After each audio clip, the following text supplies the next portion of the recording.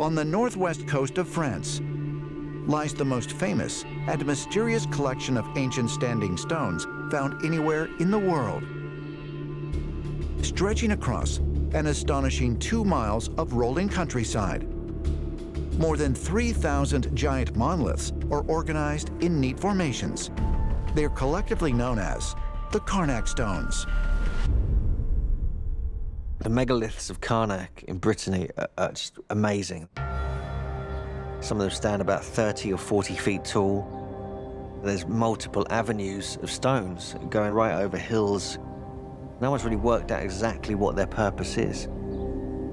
These are arranged in 4 huge alignments. Some of them are in parallel lines, some of them are fan-like.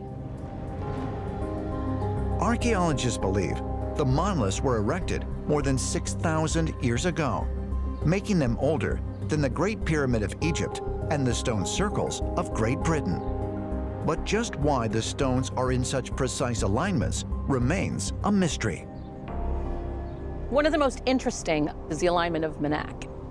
When viewed from above, we can see these 11 almost perfect parallel lines that stretch out for almost a mile. So the Carnac alignment is so pristine and created with such perfection. We can't even imagine how it would have been done in ancient times. We have to wonder what these lines were for. I think in Carnac, our ancestors did not know what they were creating. The entire region has over 4,000 stones. Somebody told our ancestors why to move it there, and above all, how to move it there. Carnac, at some point, was an extraterrestrial hotspot. Is it possible that the position of the Carnac stones was directed by extraterrestrial visitors, as ancient astronaut theorists suggest? Perhaps clues can be found by examining a discovery that may point to these mysterious monoliths having served an energetic purpose. In 1992, a French engineer named Pierre Moreau did a study of the Carnac stones. And what he found was that the stones were aligned and placed over areas that had quartz fissures. The standing stones themselves are also made of quartz. And if there are quartz crystals within the stone, those crystals can actually be vibrating and storing energy. Today, quartz is used in watches, speakers, and computer storage systems. Is it possible that the Carnac stones, with their high quartz content and strategic placement, had some kind of technological function? It's really interesting that these stones are standing in just the right locations where you could create a phenomenon like this. You can store and create electromagnetic energy in these types of stones. Somebody understood something about the quartz in the ground, the standing stones, and the fault line. It's too big of a coincidence for them not to have understood that. Were the Carnac stones created to be part of an electrical grid? One that was designed by extraterrestrial visitors to tap into the natural energy produced by the Earth? If so, what exactly were they using the energy for? Energy can be amplified by these standing stones, and it can be emitted as well. Much like we use antennas and towers, radio towers, and things like that. We have to wonder, does it have to do with extraterrestrials and spacecraft? What if somebody came here who has been around longer than us and has figured out how to harness the energy of the planet through use of standing stones? The stone rows in Carnac, Brittany, to me, are a calling card. It's a message that somebody was here in the past, and they were our teachers. More than 2,000 miles off the coast of Chile, a rocky island rises from the ocean. Called Rapa Nui by the locals, it is best known as Easter Island, due to the fact that Dutch explorer Jacob Roggeveen discovered the island on Easter Sunday, 1722. As recorded in the ship's log, Roggeveen and his crew were astonished by what they saw along the shore. We noticed certain remarkably tall stone figures. These stone figures caused us to be filled with wonder, for we could not understand how it was possible to erect them. Some of these statues were a good 30 feet in height and broad in proportion. Known as the Moai, more than 1,000 of these monolithic statues are scattered across Easter Island's grassy cliffs. The statues on Easter Island, which we call Moai, are one of the great archaeological wonders of the world. They are unique. And we believe that overall they carved something like 1,000 of these Moai over some centuries. You don't realize that they're really buried right up to their chest, and that these statues are 2 or 3 times as large as we can see, because most of them is below ground. Many of the statues are oftentimes sort of sideways, looking up. Most Moai stand between 13 to 20 feet tall, but some reach as much as 30 feet high. According to archaeologists, the native Polynesian inhabitants of Easter Island constructed the Moai between the 12th and 17th centuries AD. Why did these people go to such great effort to build these giant statues? No one else in Polynesia was doing that.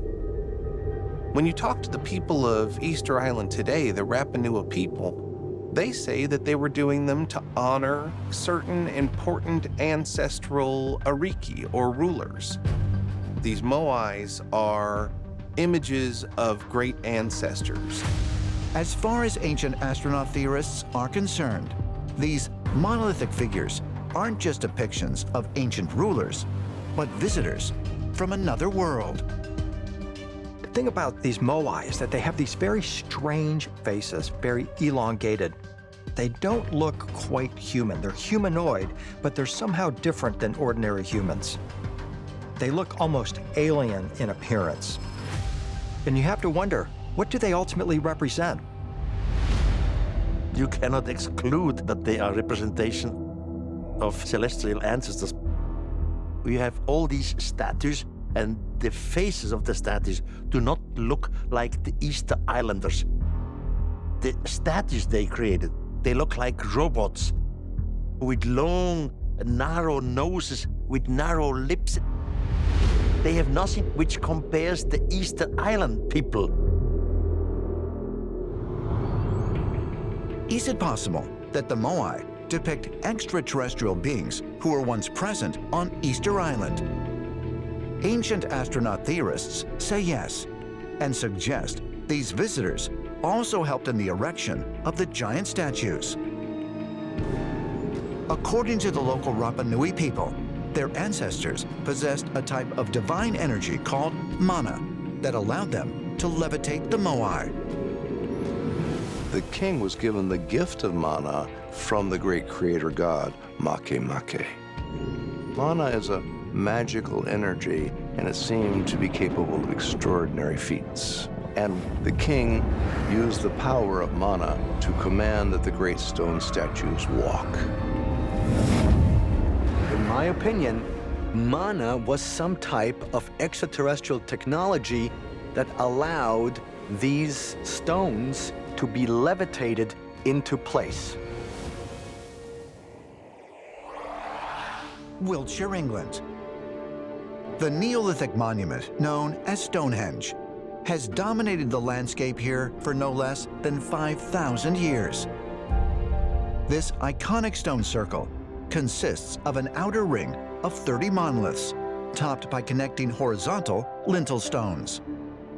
And within this ring are 5 even larger stone arches. Some of the stones at Stonehenge weigh between 50 and 70 tons. Some of the stones are even heavier. So how could you have moved these into place?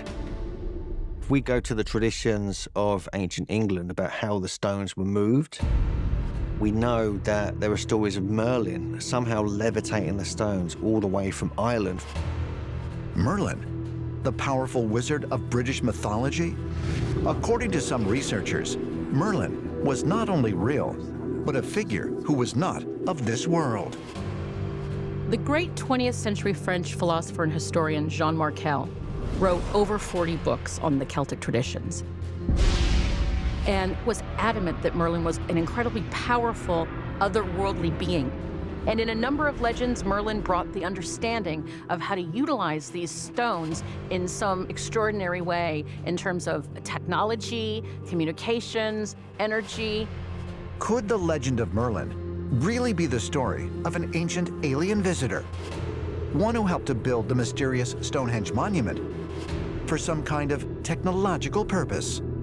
The point is that the standing stone formations that we find all around the world are pieces of the puzzle of the ancient astronaut theory that long ago we received visits from outer space, and we were visited by none other than our first teachers on planet Earth.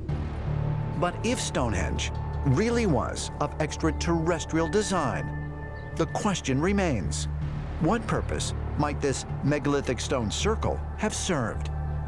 According to some ancient astronaut theorists, the site might have been a portal to another world. Archaeologists now are speculating that the blue stones that are part of the Stonehenge complex, they are a type of black blue dolerite that has very bright nodes of quartz in them. So you have electrical qualities when the quartz is kind of crushed, and then you have magnetic qualities as well within the same stone. So this could have been used to manipulate Earth energy currents. You have to wonder if it's a way to create a special portal area. It's got a special energy, perhaps being manipulated and created by these megalithic structures.